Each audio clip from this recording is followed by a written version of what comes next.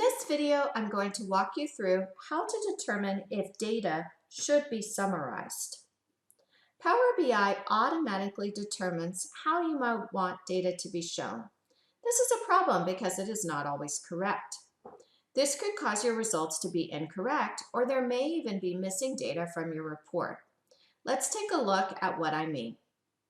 Click on the Data mode to review the imported data. In the Fields section, notice how some of the fields have the sigma symbol in front of it and others don't.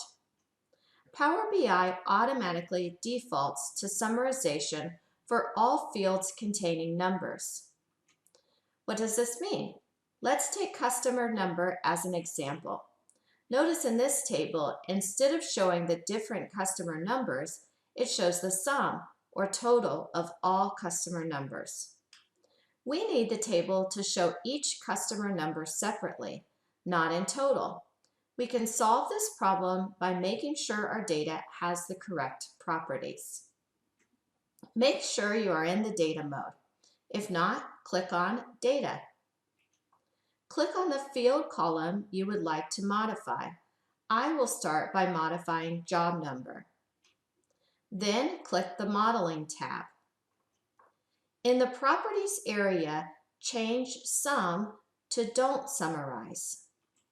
Notice now the sigma sign is removed from the field. You will need to do this for all fields you don't want summarized, such as job number, customer number, and years. That's it, we're done. This video was created and narrated by Tracy Miller Nobles and is part of the Power BI Skill Builder video series. See accountingisanalytics.com for additional faculty and student resources.